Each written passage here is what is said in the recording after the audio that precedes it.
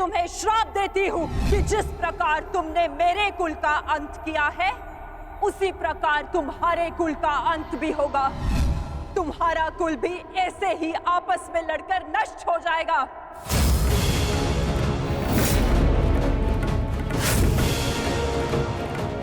मैंने कहा था गांधार नंदिनी से कि श्राप नहीं, पाप मनुष्यों के नाश का कारण बनता है।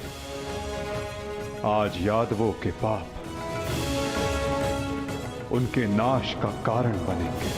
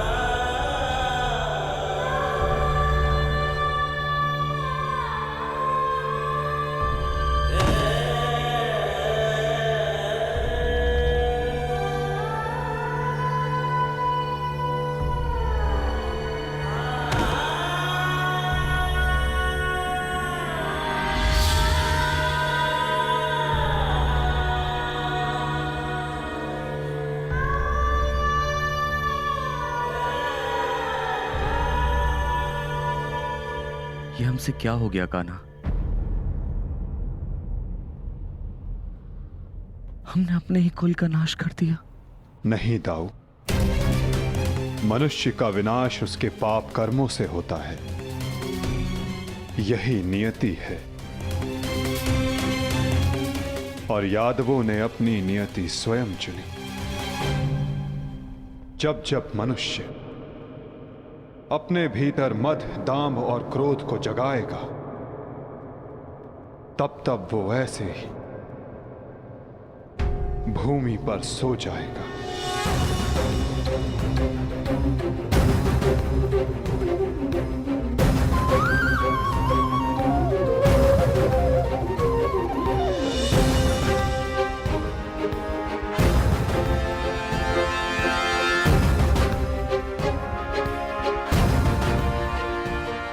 ये विनाश संसार के लिए एक उदाहरण होगा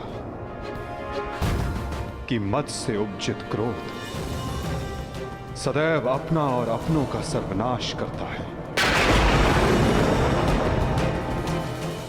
दाऊ, माता गांधारी का श्राप और यादवों के पाप ने दोनों ने मिलकर सब समाप्त कर दिया। दाऊ, किंतु इन सब का अर्थ क्या है कान्हा?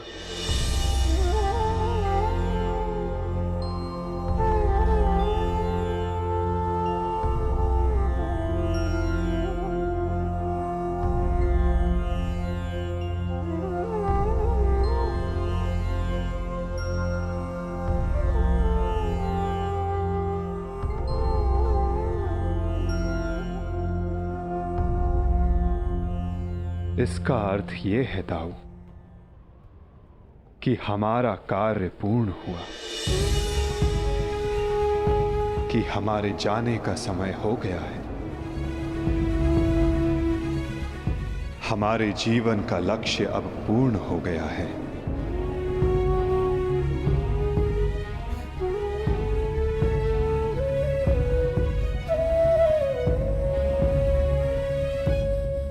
जब अंत आ रहा है तो प्रारंभ से हो। प्रारंभ से ही मैं श्री हरि का सेवक रहा हूं, तो अंत भी उनके चरणों में ही हो।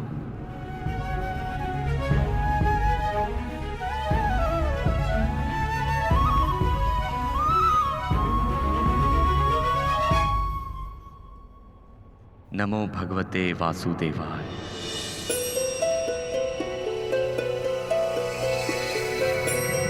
भी उनके चरणों में ही हो।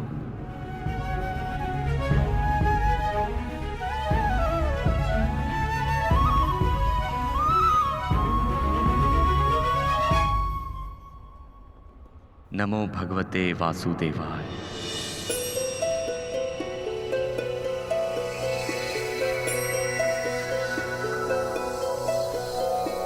नारायणं नमस्कृत्य नरं चैव नरोत्तमं देवीं सरस्वतीं व्यासं ततो जयम् उदीरयेत्। नारायणं नमस्कृत्य नरं चैव नरोत्तमं देवीं सरस्वतीं व्यासं ततो जयम् उदीरयेत्। नारायणं नमस्कृत्य नरं चैव नरोत्तमं देवीं सरस्वतीं व्यासं ततो जयम् उदीरयेत्।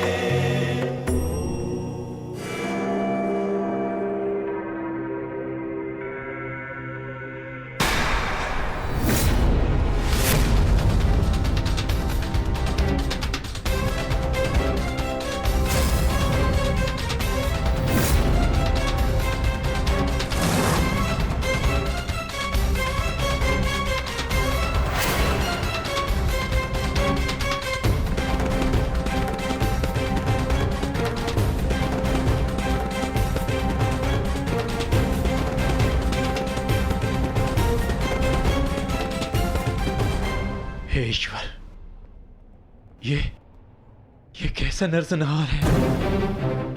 कहीं माधव इसी अंत की बात तो नहीं कर रहे थे? परंतु माधव है कहां? माधव कहां हैं आप?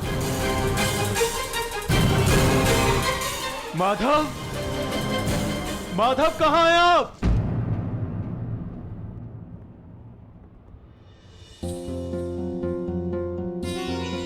ये तो माधव के चरण चिन्ह है।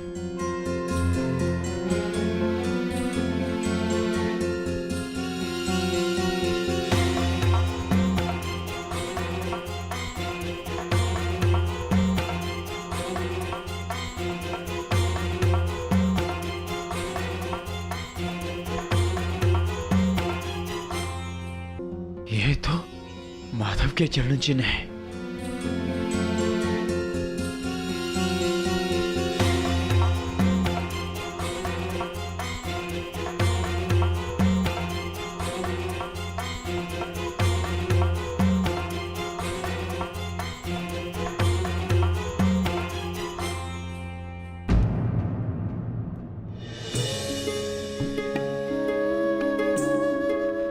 माधव,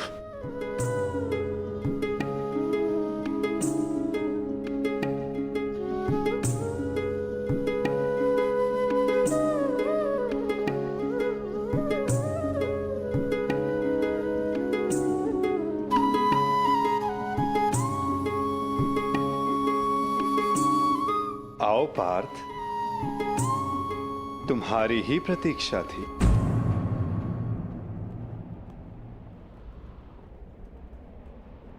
तुम्हें आना ही था, क्योंकि मेरे जाने का समय हो गया है।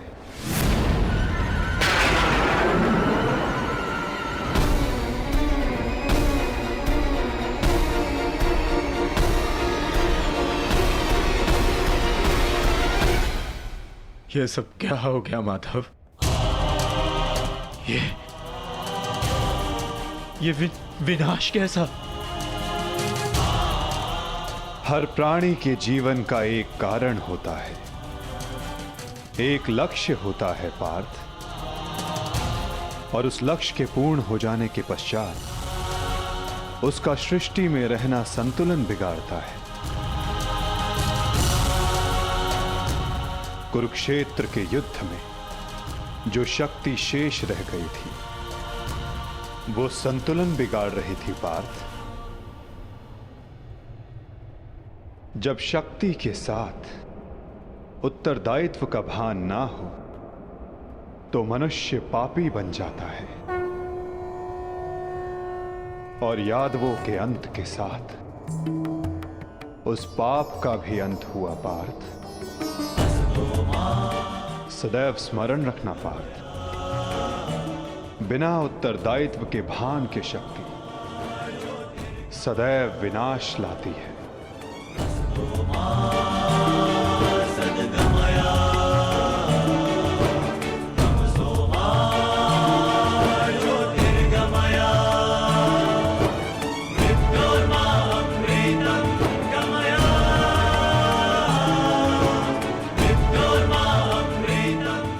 मेरे लिए क्या आदेश है माधव?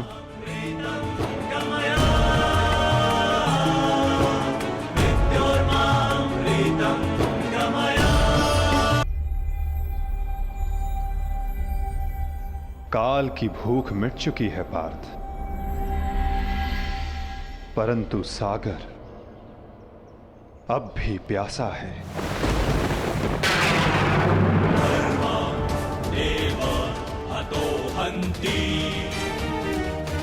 तुम शीघ्रता करो पार्थ, द्वारका की सभी स्त्रियों को और बालकों को अपने साथ हस्तिनापुर लेकर लौट जाओ।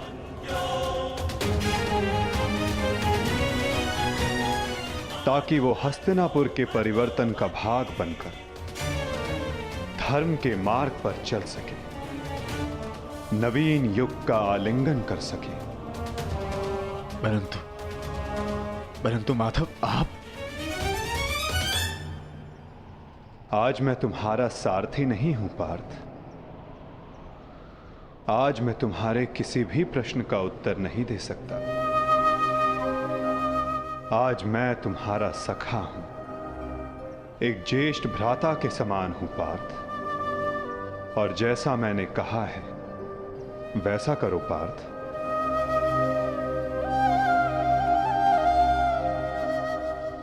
अभी किसी और से मिलने का समय है।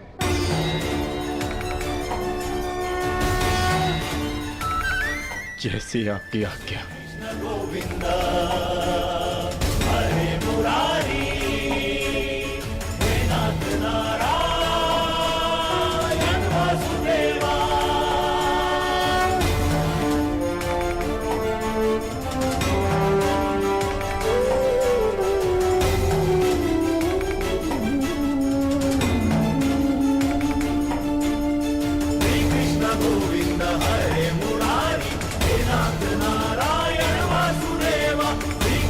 गोविंद हरे मुरारी हे नाथ नारायण वासुदेव प्रणिपात गोविंद हरे मुरारी हे नाथ नारायण वासुदेव श्री कृष्ण गोविंद हरे मुरारी हे नाथ नारायण वासुदेव।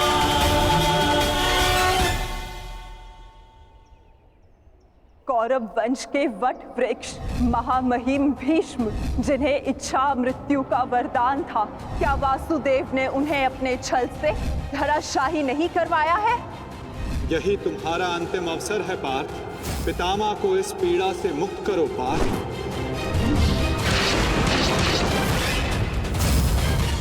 वासुदेव ने द्रोण पुत्र अश्वत्थामा की मृत्यु का छल रचकर आचार्य द्रोण का वध नहीं करवाया है? क्या मेरे पुत्र दुर्योधन की रक्षा कर रहे उसके मित्र कर्ण को छल से नहीं मरवाया है वासुदेव ने? अंगराज को युद्ध का आवाहन दो पार्थ। यदि अंगराज के हाथों में विजय धनुष आ गया तो तुम कुछ नहीं कर पाओगे पार्थ। बाण संधान करो पार्थ।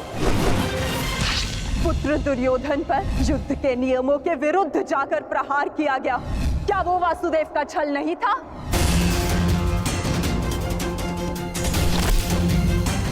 मैं तुम्हें श्राप देती हूँ कि जिस प्रकार तुमने मेरे कुल का अंत किया है, तुम्हारा कुल भी ऐसे ही आपस में लड़कर नष्ट हो जाएगा।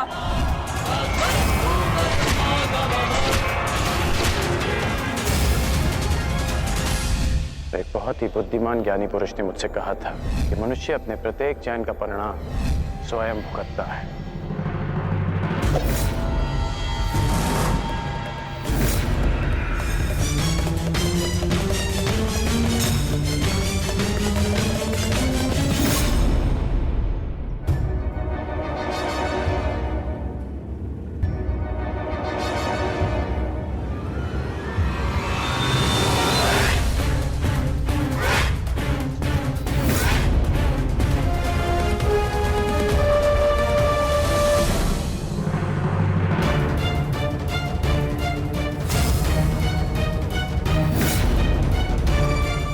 आज अच्छा आखेट मिलेगा।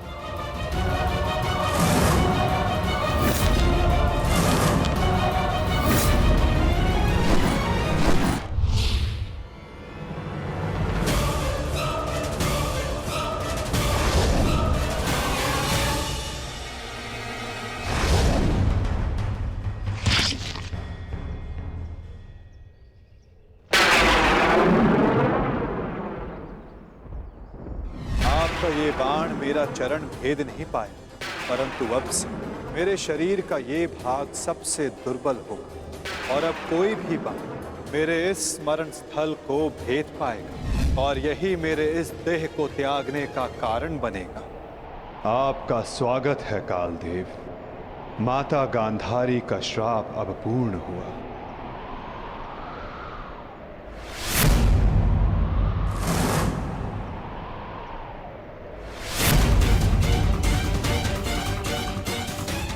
श्री कृष्ण, ये कैसा अनर्थ हो गया मुझसे?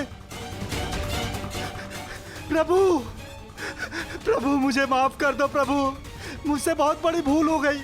मुझे लगा कि यहाँ कोई हिरण है, परंतु। तुम विलाप ना करो व्याध, तुमने कुछ भी अनुचित नहीं किया। जो कुछ भी होता है सब में मैं स्वयं सम्मिलित होता हूं। कर्म के चक्र को कोई नहीं टाल सकता। त्रेता युग में मैंने जब श्री राम का अवतार लिया था, तब उस युग में तुम वीर वानर वाली के नाम से प्रसिद्ध थे और उस युग में मैंने बाण चलाकर तुम्हारा वध किया था और उस कारण हेतु आज तुम्हारा बाण मुझे आकर लगा है। मेरे जीवन का उद्देश्य धर्म स्थापना था और अब जब धर्म की नींव रखी जा चुकी है तो मेरी उपस्थिति इस धरती का संतुलन बिगाड़ देगी। हर मनुष्य इस धरती पर एक उद्देश्य लेकर आता है और उस उद्देश्य को पूर्ण करना उसका कर्तव्य होता है। मैंने अपने जीवन का उद्देश्य पूर्ण किया और आज तुमने अपना कर्तव्य पूर्ण किया व्याध। किंतु जब जब धरा पर अधर्म और अन्याय बढ़ेगा, मैं तब तब लौटकर पुनः आऊंगा। मैं जा रहा हूं, किंतु मेरी सीख गीता का ज्ञान बनकर समस्त संसार में शेष रहेगी। वो बालकों की चंचलता में होगी, इस संसार के कण कण में होगी। रूप बदलेगा, किंतु मैं सदैव रहूंगा। शरीर का अंत होता है, किंतु जो अमर रहता है वो है सीख।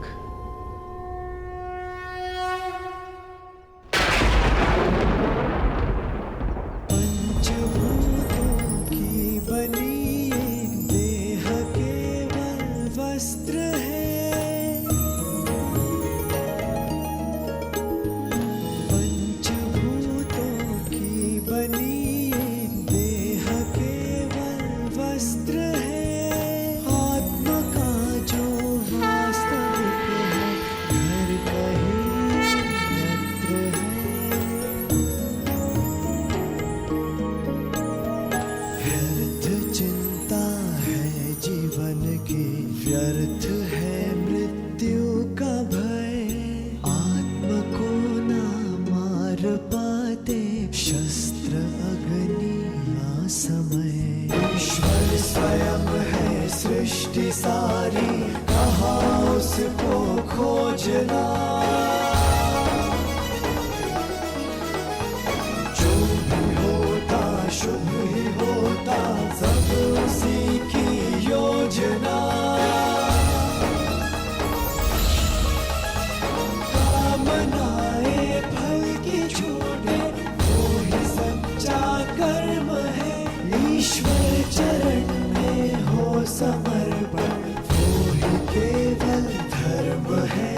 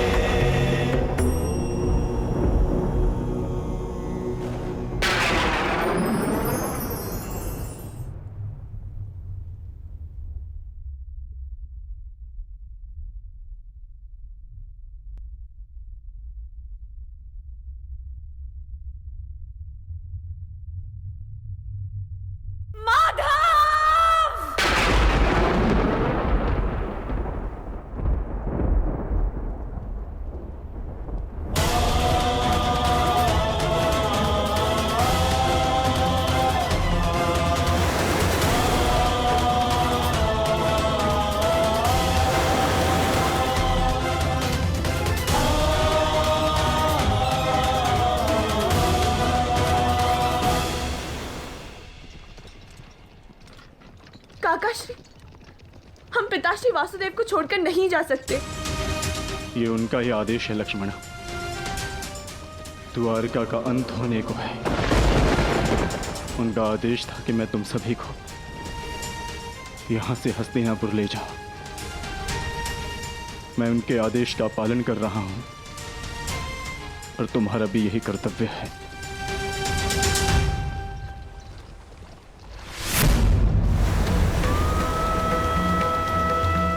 हे भगवान,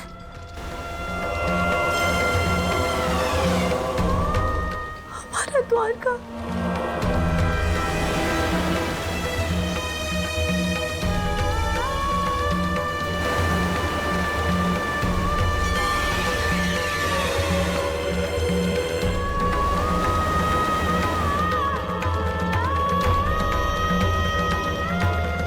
माधव का संदेश था लक्ष्मणा कि लक्ष्य पूर्ण हो जाने के पश्चात समापन आवश्यक है, अन्यथा संतुलन बिगड़ता है। सृष्टि अपना संतुलन बना रही है लक्ष्मणा।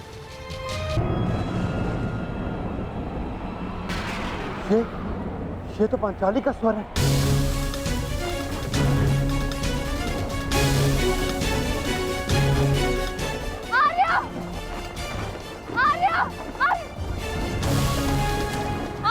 माधव, क्या हुआ पांचाली?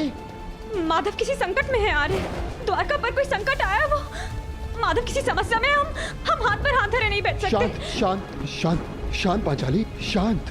तनिक सोचो, जो हर समस्या का हल है, जो हर संकट का मोचन है, उन माधव को कुछ नहीं होगा। और फिर अर्जुन द्वारका गया है ना? परंतु आर्य। धैर्य रखो पांचाली, माधव को कुछ नहीं होगा। मुझे उन पर पूरा विश्वास है और अपने अनुज अर्जुन पर भी।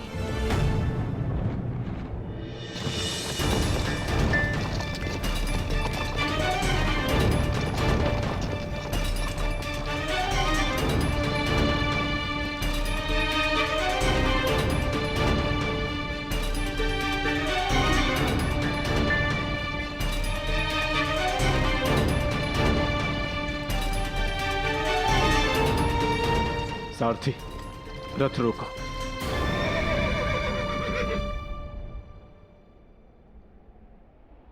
ये स्थान सुरक्षित लग रहा है। क्या हुआ काकाश्री? आपने रथ क्यों रुकवा दिया? यात्रा थकान को जन्म देती है लक्ष्मणा। कुछ प्रहर विश्राम कर लेना चाहिए। चलो।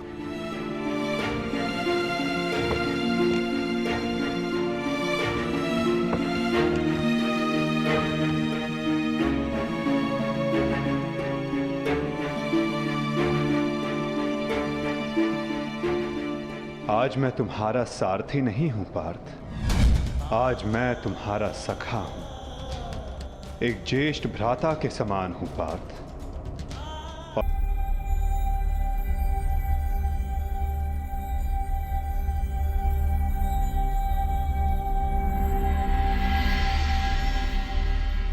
ये सब क्या हो रहा है काकाश्री?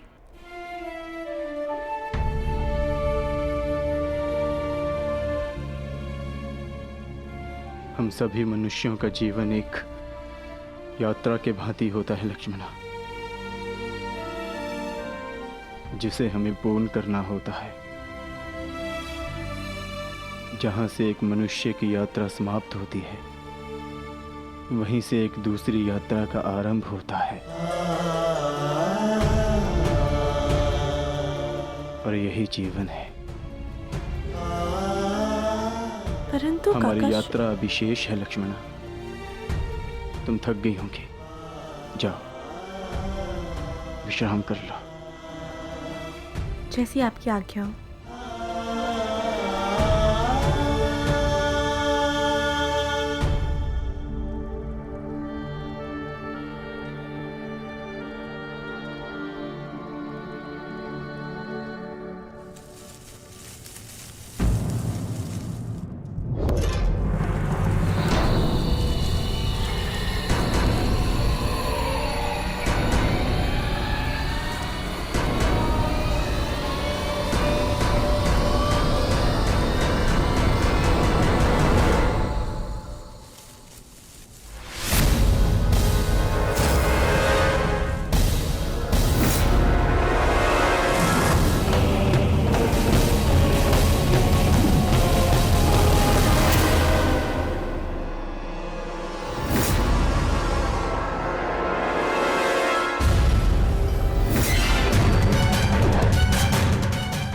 सावधान, पीछे हट जाओ, अन्यथा परिणाम भुगतने के लिए सज्ज हो जाओ। ए, उत्तर दो इसे।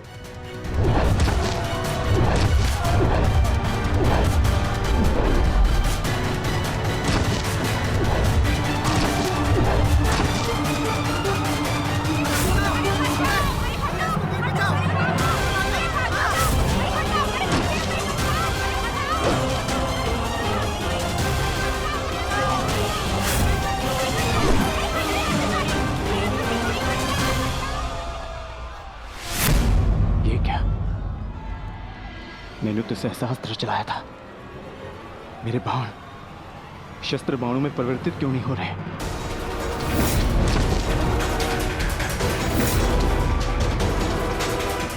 मेरा लक्ष्य कैसे चूक सकता है?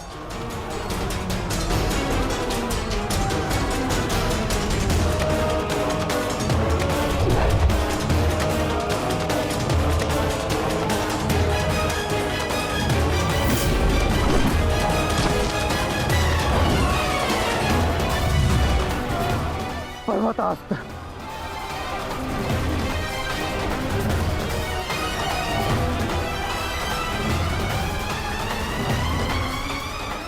ये सब क्या हो रहा है? बाण प्रकट क्यों नहीं हो रहे? कैसे करूंगा मैं सबकी रक्षा?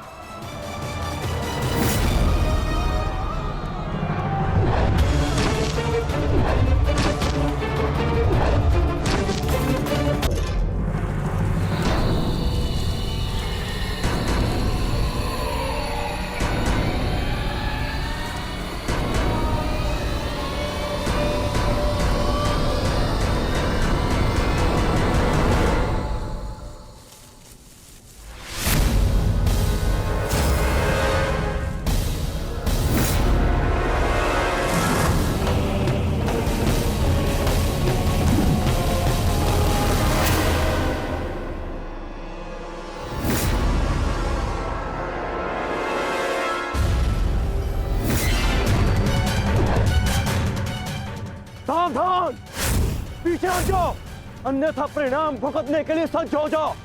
ए, उत्तर दो इसे।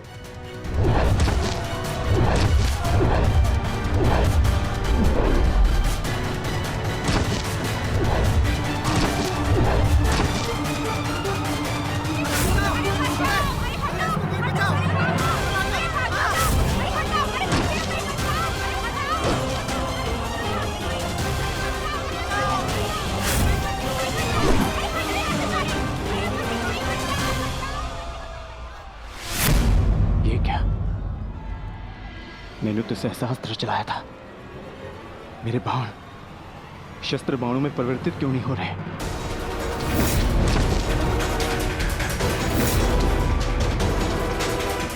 मेरा लक्ष्य कैसे चूक सकता है?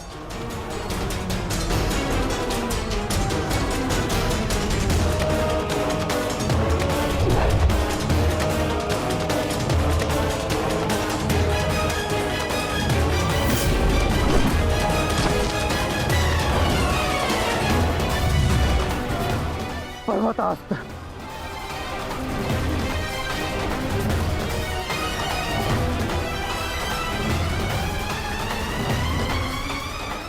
ये सब क्या हो रहा है? बाण प्रकट क्यों नहीं हो रहे? कैसे करूंगा मैं सबकी रक्षा?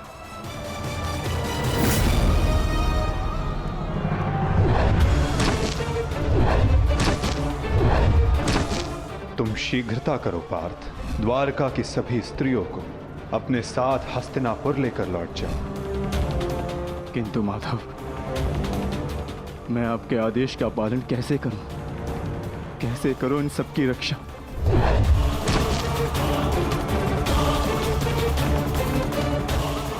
लक्ष्मण,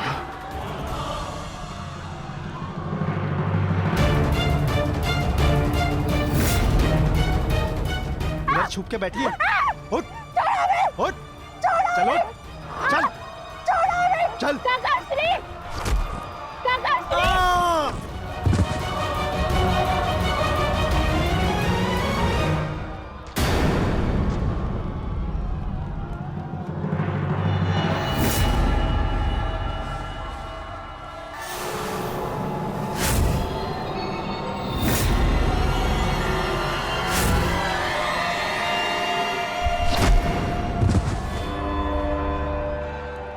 वो दिन समाप्त हुए अर्जुन, जब सारा संसार तुम्हारे गांडीव से कांपता था। अब नवयुग आरंभ हो चुका है।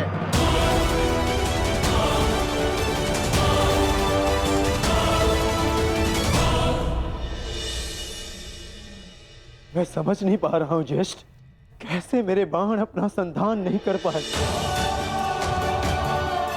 कैसे मेरे गांडीव की प्रत्यंचा टूटी। मेरे रहते हुए मेरी सुरक्षा में आई कितनी स्त्रियों को वो कितने धन को लूट कर ले गया। मैं कुछ नहीं कर सका। मैं माधव के आदेश का पालन नहीं कर पाया जैसे।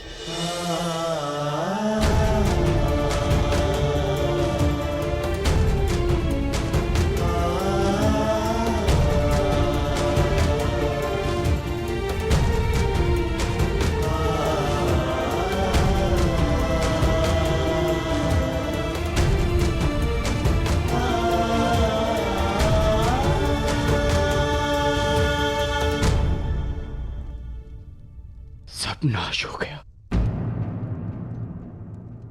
कुछ नहीं बचा। माधव का संदेश क्या है अर्जुन? हर प्राणी के जीवन का एक कारण होता है, एक लक्ष्य होता है पार्थ, और उस लक्ष्य के पूर्ण हो जाने के पश्चात उसका सृष्टि में रहना संतुलन बिगाड़ता है।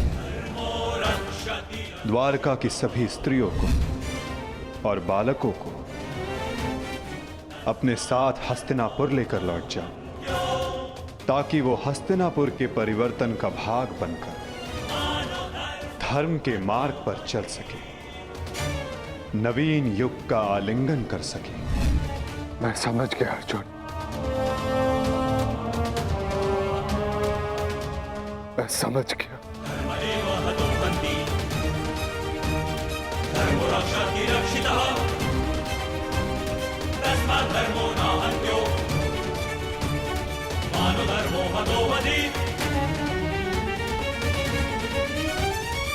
परिवर्तन का समय आ गया है। नई पत्तियों को आने के लिए पुरानी पत्तियों का झड़ना आवश्यक है।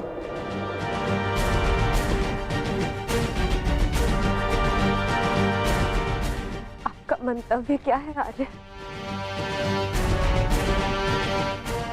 शीघ्र ही सबको सब कुछ समझ आ जाएगा।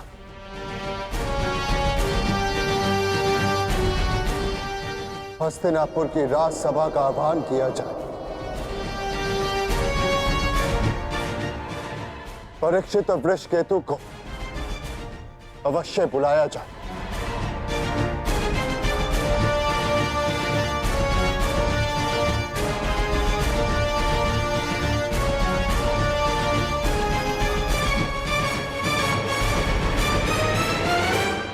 आज ये सभा यहां इसलिए बुलाई गई है, जो योग्य है उसे उसका अधिकार प्राप्त हो।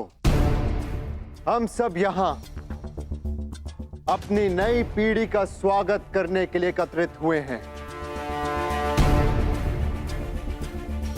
वृषकेतु,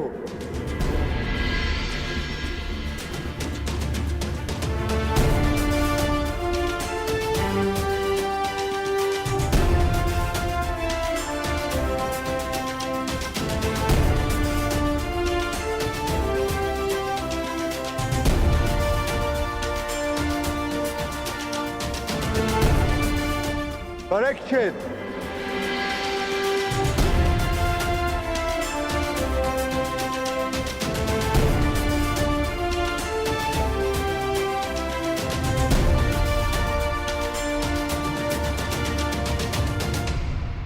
मैं सम्राट युधिष्ठिर आप सभी के समक्ष परीक्षित को हस्तिनापुर का राजा घोषित करता हूं। महाराज परीक्षित की, महाराज परीक्षित की, महाराज परीक्षित की, महाराज परीक्षित की।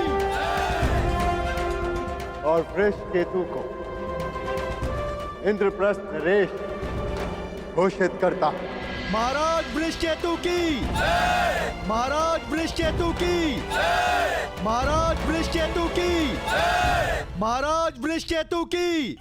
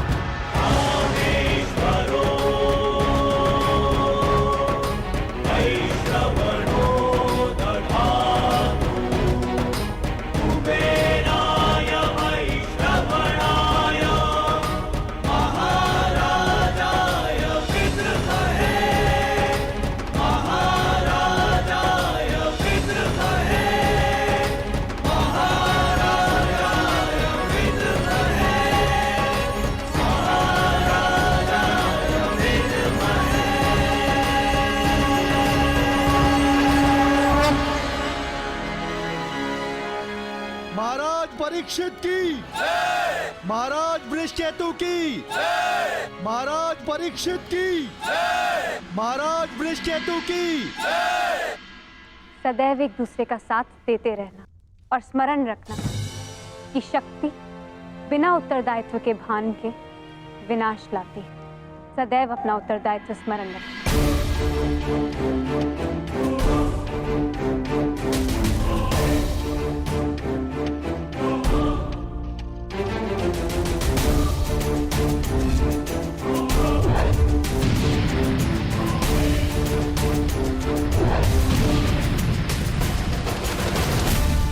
तुम्हारे पिता ने तुमसे छोटी आयु में चक्रव्यूह तोड़ा था। ध्यान रहे, काम, क्रोध, मद, मोह और आसक्ति के चक्र में मत पड़ना पुत्र।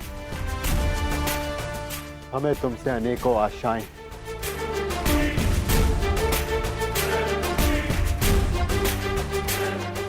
और तुम्हें उन पर खरा उतरना है। मुझे विश्वास है कि मेरे पश्चात परिवर्तन का अध्याय प्रारंभ होगा। तुम्हारे पिता समाज के लिए प्रेरणा थे। तुम भी उनके जैसे सूर्य बनकर चमकना, उनके यश को और भी अधिक उज्ज्वल करना पुत्र।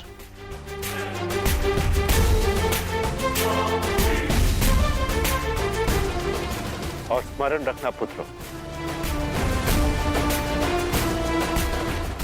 मनुष्य का कर्म उसके चुनाव, उसकी नियति का निर्धारण करता है। सदा शुभ कार्य करना। महाराज वृषकेतु की, महाराज परीक्षित की, महाराज वृषकेतु की, महाराज परीक्षित की, महाराज वृषकेतु की, महाराज परीक्षित की, महाराज वृषकेतु की, महाराज परीक्षित की। शौचमिन्द्रिय निग्रह निर्विद्या सत्यं क्रोधो दशकं धर्मलक्षणम्। निर्विद्या सत्यं क्रोधो दशकं धर्मलक्षणम्। दशकं धर्मलक्षणम्।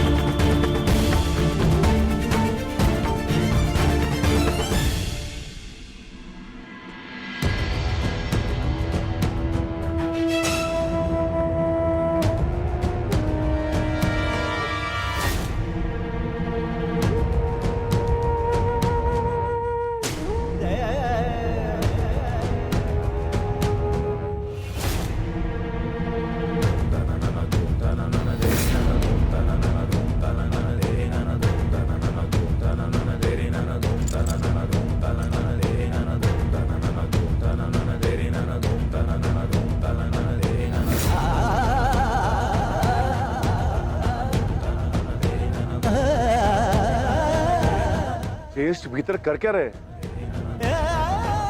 उन्हें भीतर के काफी समय हो गया है, हमें भीतर जाकर देखना चाहिए।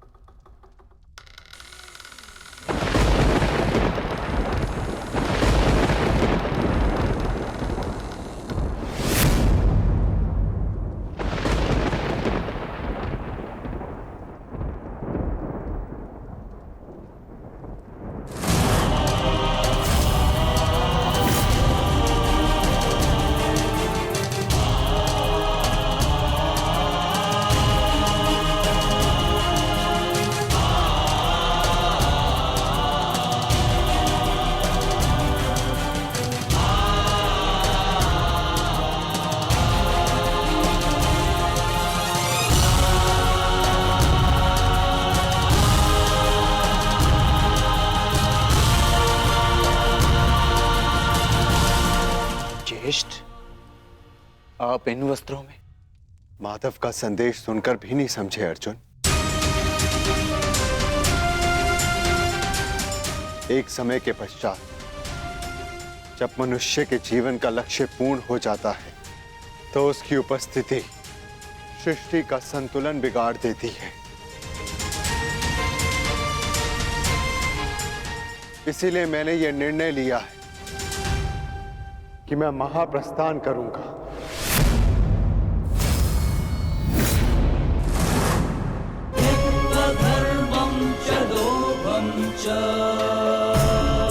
किंतु इस प्रकार आप हम सभी को अकेले छोड़ के नहीं जा सकते ज्येष्ठ। यदि आप महाप्रस्थान का निर्णय ले ही चुके हैं तो हम सब आपके साथ चलेंगे।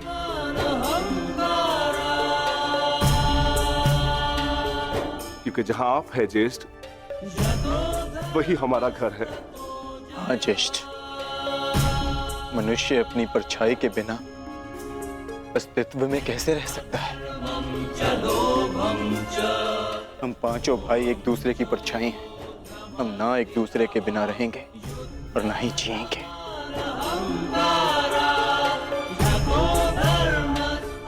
एक बार फिर आप सबने अपने भ्राता प्रेम का उदाहरण प्रस्तुत किया, किंतु मेरा क्या आर्य?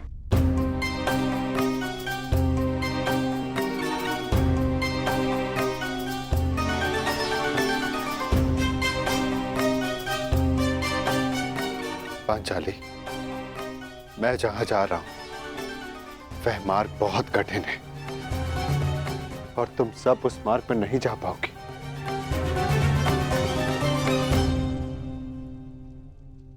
कोई भी मार्ग मेरे जीवन रूपी मार्ग से ज्यादा कठिन तो नहीं हो सकता ना आर्य?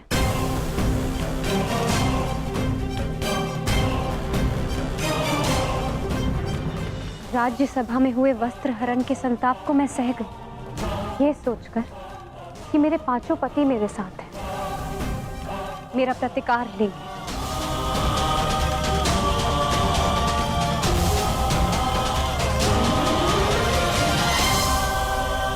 के संताप को मैं सह गई, ये सोचकर कि मेरे पांचों पति मेरे साथ हैं, मेरा प्रतिकार लेंगे।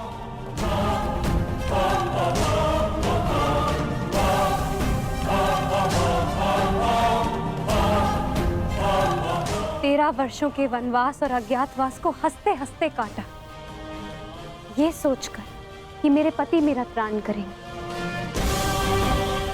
मेरे पुत्रों की असमय मृत्यु से कठिन कोई और कंटक तो नहीं हो सकता ना आर्य, परंतु सहा मैंने, क्योंकि मेरे पुत्रों के पिता, मेरे 5 पतियों का सानिध्य मुझे प्राप्त है। और आज आप मुझे ही छोड़कर जा रहे। माता कुंती ने आदेश दिया कि 5 भाई आपस में बांट। मैं बटी आ रहे, परंतु मैंने आप 5 को बटने नहीं दिया।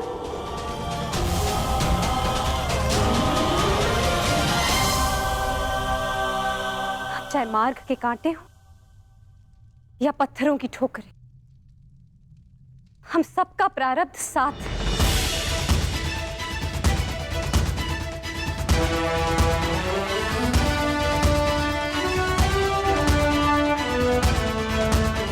और यही मेरा निर्णय है आर्य। आप जहां भी जाएंगे, मैं आपके साथ चलूंगी। और मुझसे मेरा यह अधिकार कोई नहीं छीन सकता, स्वयं आप भी नहीं।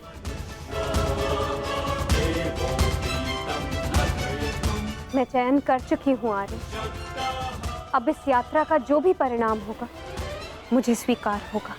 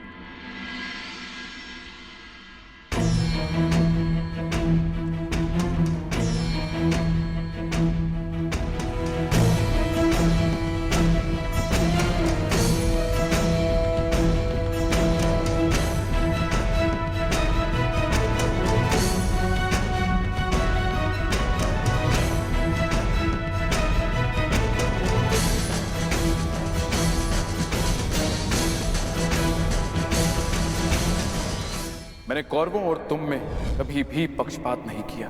यदि प्रिय युधिष्ठिर को स्वीकार है तो हस्तिनापुर नया राज्य बनाने में तुम्हारी सहायता करे। परंतु पुत्र, इसके बदले मुझे भी तुमसे कुछ चाहिए। तुम्हारी माता कुंती यही हस्तिनापुर में रहे। आज तक के इतिहास की सबसे बड़ी, सबसे रोमांचक, मनोरंजक द्यूत क्रीड़ा हम सबके जीवन का सबसे बड़ा खेल होगा। 5 की शक्ति दास हो गई दुर्योधन। युधिष्ठिर भी तुम्हारा दास हो गया। जो विजय संसार के सबसे बड़े युद्ध में नहीं मिल सकती थी, वो युद्ध के चाल में तुम्हारी हो गई। वो शेष है द्रौपद पुत्री पांचाली। पांचाली पांचाली पांचाली पांचाली पांचाली। अब ये द्रौपद पुत्री पांचाली विधिवत तुम्हारी दासी हुई।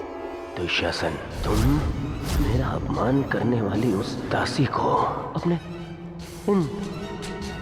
इन भुजाओं से उसके बाल पकड़कर खींचकर इस सभा में लेकर आओ। दुर्योधन, तुम अपनी सीमा का अतिक्रमण कर रहे हो। वहीं पूर्ण विराम लगा दो। तुम इस भांति एक स्त्री का अपमान नहीं कर सकते। सावधान दुर्योधन, आप अपनी प्रतिज्ञा की सीमा में बंधे हैं पितामह। आप अपने वचन से बंधे हैं आचार्य। और तुम कर्ण मेरी मित्रता के बंधन में बंधे हो कर्ण। लीजिए ज्येष्ठ आपका आदेश ना मानने वाली दासी। आओ दासी द्रौपदी आकर मेरी टंगा में बैठो। आओ वस्त्र हरण करो इस दासी का।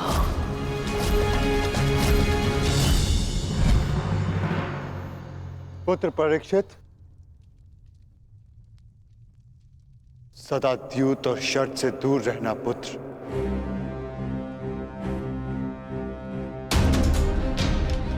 क्योंकि ये मनुष्य को काल के गर्त में पहुंचा देता है।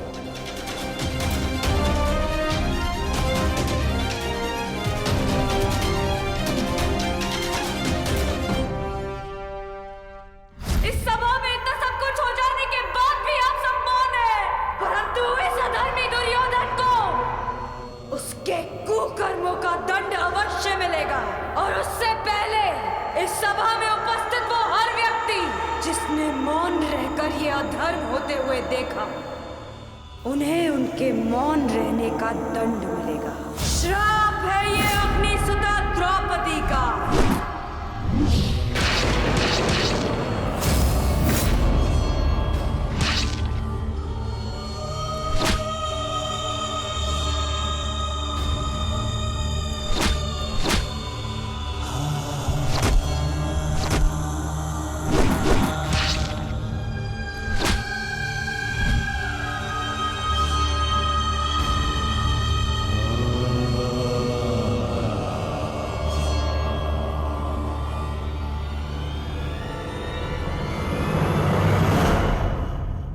सदा स्त्री का सम्मान करना पुत्र। किसी को भी स्त्री का अपमान न करने देना, क्योंकि स्त्री का अपमान प्रकृति भी नहीं सहती।